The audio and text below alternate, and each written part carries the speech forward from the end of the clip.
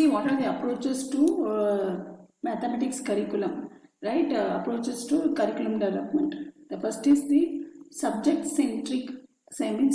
Before seeing this, we should understand that many of the major components of in any educational process. What are the major components of any educational process? It is the curriculum, it is the teachers, it is the student, and it is the content. And we'll see the approaches to curriculum development. The first one is nothing but subject-centered approach. Okay, when we follow the subject-centered approach, we have followed for a long period of time. This is also known as traditional curriculum, where subject is given very important role. This approach to curriculum lays more emphasis on content in comparison to the learners and teaching process. Content is taken important. What is important position here is the content. Learner and teacher are given the second place. The needs and interests of the child not at all. It's no place.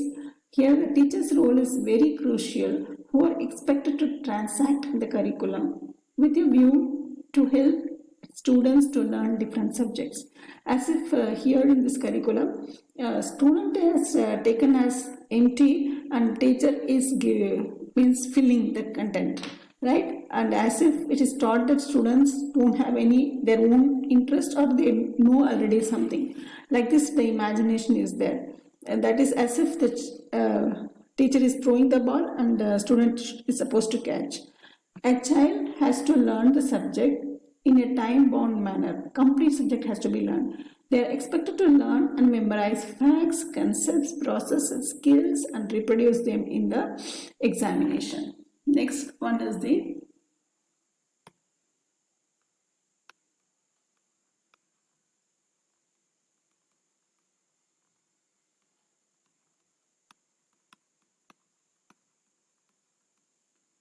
behaviorist approach.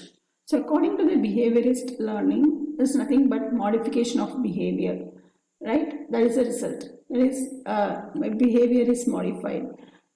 So in this approach, development of curriculum starts with a plan called blueprint. So blueprint consists of goals and objectives of learning a particular subject. So it starts with the blueprint.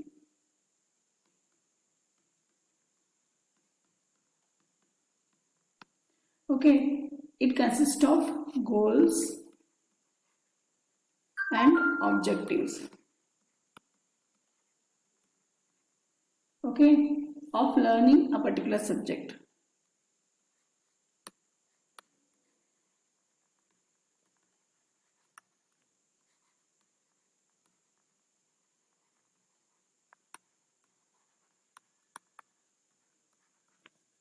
Right? The topics, contents and activities are to be planned on the basis of these predetermined objectives.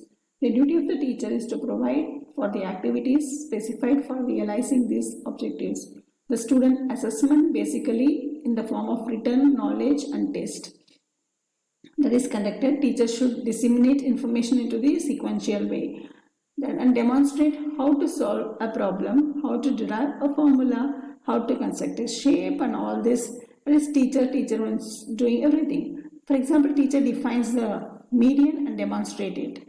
Right? The role of the student in this approach is to repeat what teacher has transacted in the classroom. Next comes the constructivistic approach.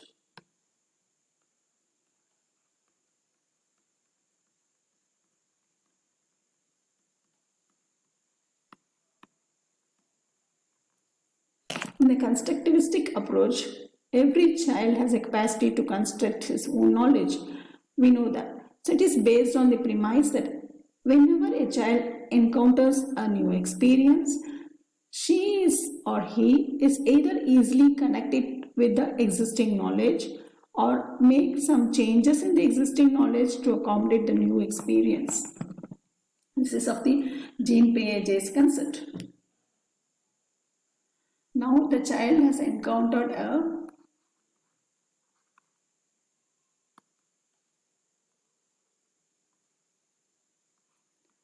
experience, right? The new experiences a child is encountered, okay, and connect it the existing, something is existing experience in the child.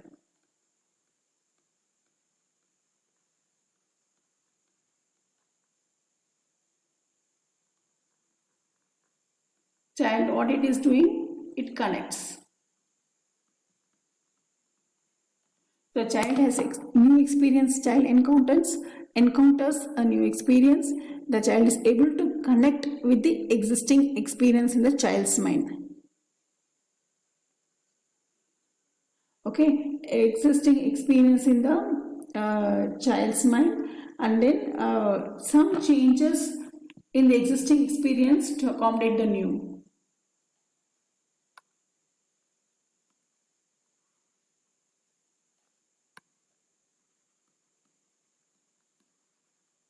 Some changes the child is making to accommodate. Why the child is making? To accommodate the new. Okay.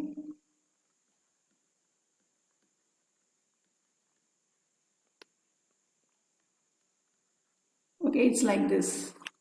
The child is already having some existing experience, and then the child is encountering the new experience. It makes some space to accommodate the new. This I can call it as existing. Okay, some existing experience is there. The child makes provision for the new experience. Right? This is how the child is learning. This is what is told by the Jean Piaget. Right? He's a famous constructivist psychologist. And he is very famous also. He told that child learns very nice in constructivistic approach. The child should be provided with various types of activities which are essential for the building mathematical schema. Right? Vygotsky, another psychologist, also known as a social constructivist. Okay, he argued that the social interaction between the growing child and other members of the society, how the child is having the social experience and how he learns from the social experience, child acquires from the social experience. Child acquires the tools of thinking and learning from where? From the social experience. Constructivism holds that prior knowledge forms a foundation on which new learning is built. So prior knowledge plays very important role in the constructivism because people and their experience are different. Every human being is different, individual difference is there. They arrive at the school with various level of proficiency. It is very clear that in constructivism, major focus is on the learner and the learning process. This learner is an active person, so the focus is on the learners. Here, two variations in constructivism approach, curriculum development. These approaches are discussed below. Next is the learner-centered curriculum. Same constructivism only.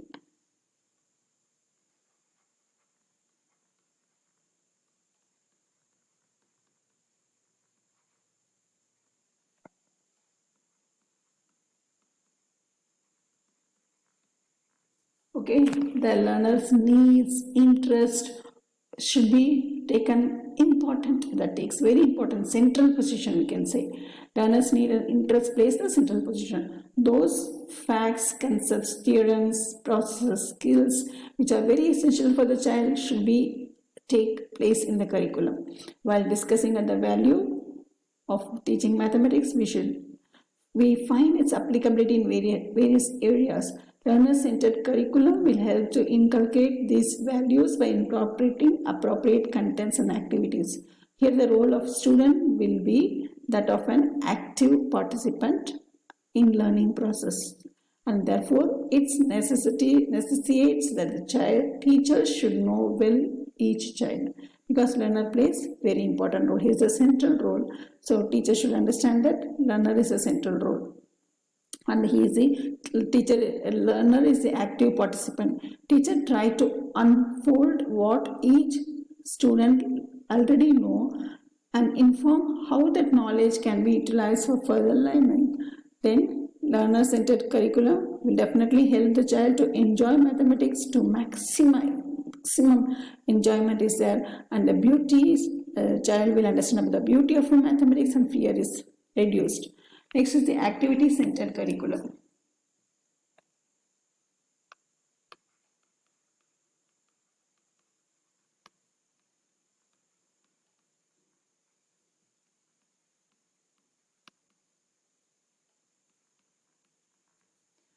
Here also a learner is the center.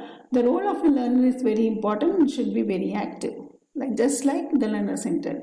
But this is the premise that child loves to play and activate. Means the premise of the activity centered curriculum is nothing but the child loves to play.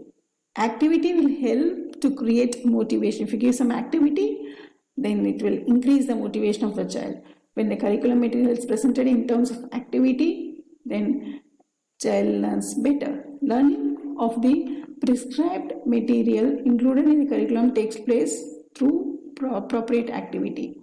So, another benefit of this approach is that throughout the learning period, the students should be active participant in the process of learning. A goal-directed activity should end in productive experience. In activity-centered curriculum, the content is presented through activities and the knowledge is the outcome of these activities in terms of experience.